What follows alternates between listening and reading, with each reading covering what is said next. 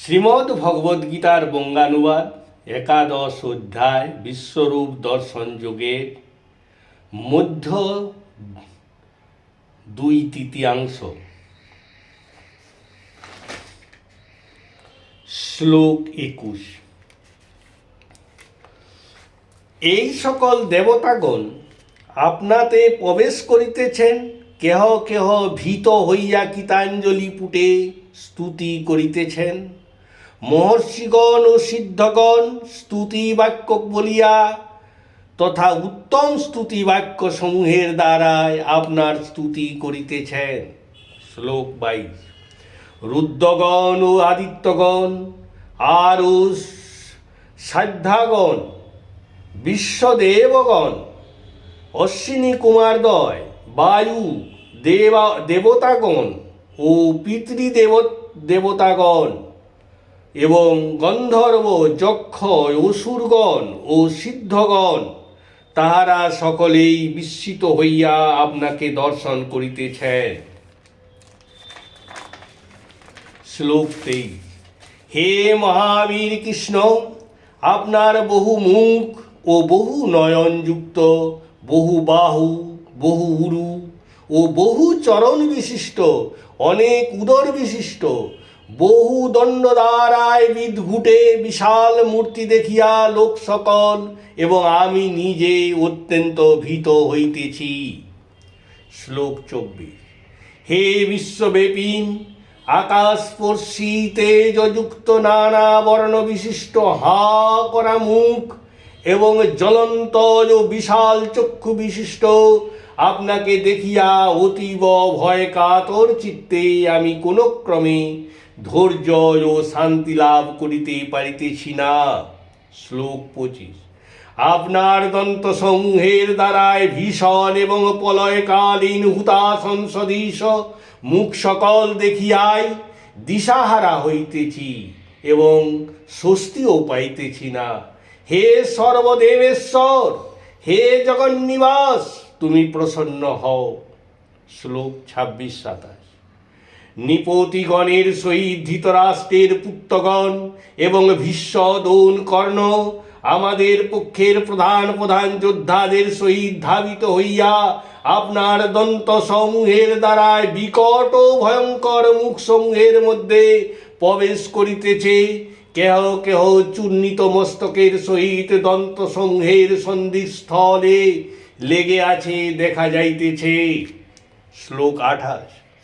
যেরূপ নদী সমূহের বহু জলপ্রবাহ সমুদ্রের দিকে ধাবিত হয় এবং সমুদ্রেই প্রবেশ করে, তদ্রূপ এই সকল নরলোকের বীর পুরুষগণ চতুর্দিকে জ্বলন্ত মুখ সমূহে প্রবেশ করিতেছে। শ্লোক 29। যেমন পতঙ্গ সমূহ মরণের জন্য প্রবল বেগে প্রজ্বলিত অগ্নিতে প্রবেশ করে, সেই প্রকার লোক সকলেও মরণের জন্য অর্থাৎ বিনাশ হওয়ার জন্য অতি বেগবান হইয়া আপনার মুখ সমূহের মধ্যে প্রবিষ্ট হইতেছে। শ্লোক 30। হে বিশ্বব্যাপী, আপনি গ্রাস করিতে উদ্যত হইয়া এই সমস্ত লোকদিগকে দীপ্তিমান মুখসমূহের দ্বারায় চতুর্দিকে সর্বতোভাবে ভক্ষণ করিতেছেন। আপনার তীব্র দীপ্তিসমূহ তথা তেজ বিস্ফুরণ সমূহ দ্বারায় সমস্ত বিশ্বকে পরিপূরিত করিয়া সন্তপ্ত করিতেছেন। শ্লোক 31। ভীষণ উগ্রমূর্তি আপনি কে? ভীষণ উগ্রমূর্তি আপনি কে, আমাকে বলুন। আপনাকে নমস্কার করি হে দেববর, প্রসন্ন হইউন। হে আদি পুরুষ, আপনাকে বিশেষভাবে জানিতে ইচ্ছা করে, যেহেতু আপনার প্রবৃত্তি সমূহ সম্যক জানিতে ইচ্ছা করি। যেহেতু আপনার প্রবৃত্তি সমূহ সম্যক জানিতে পারিতেছি না। শ্লোক 32। শ্রী ভগবান বলিলেন, আমি লোক সংহারক মহাকাল, ইহলোকের সংহার করিতে পবিত্র হইয়াছি। তুমি বধ না করিলেও প্রতিপক্ষীয় সৈন্য মধ্যে যে সকল যুদ্ধার্থী অবস্থান করিতেছে তাহারা কেহই বাঁচিবে না। শ্লোক 33। হে অর্জুন, অতএব তুমি যুদ্ধার্থে উত্থিত হও ও যশ লাভ করো, শত্রুদিগকে জয় করিয়া সমৃদ্ধ রাজ্য ভোগ করো। এই সকল বীরগণ আমা কর্তৃক পূর্বেই নিহত হইয়াছে। হে সব্যসাচী অর্জুন, এদের বধের নিমিত্ত মাত্র হও। শ্লোক 34।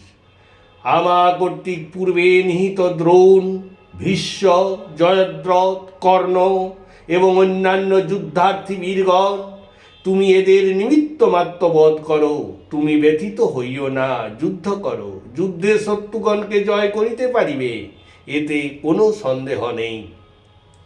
শ্লোক 35। সঞ্জয় বলিল, শ্রীকৃষ্ণের এই বচন শুনিয়া কম্পমান অর্জুন কৃতাঞ্জলি হইয়া নমস্কার পূর্বক অতি ভীত চিত্তেই পুনরায় প্রণাম করিয়া গদগদ স্বরে শ্রীকৃষ্ণকে বলিলেন। শ্লোক 36। অর্জুন বলিলেন, হে হৃষিকেশ, আপনার প্রকৃতি তথা গৌরব দ্বারায় জগৎ প্রহিষ্ট হইতেছে তথা অনুরক্ত হইতেছে।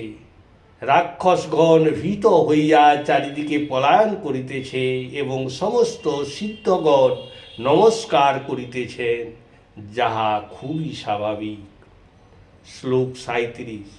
হে মহাত্মান, অনন্ত দেবেশ, জগন্নিবাস, ব্রহ্মার থেকেও গরীয়সী আদি কর্তা এবং স্রষ্টা, আপনাকে সকলে নমস্কার করিতেছে, যেহেতু আপনি সৎ অসৎ অক্ষরং হইতেও পরম, যাহা তাহা আপনি। শ্লোক 38। আপনি আদি দেবতা, এই বিশ্বের একমাত্র বহিরাগত, পুনরায় পুরাণ পুরুষ আপনি। নিধানম বেত্তাবেদম, অর্থাৎ আপনি গুণাতীত স্বরূপ, জ্ঞাতা ও জ্ঞেয়। হে অনন্তরূপ, আপনার দ্বারাই এই জগৎ ব্যপ্ত রহিয়াছে। শ্লোক 39।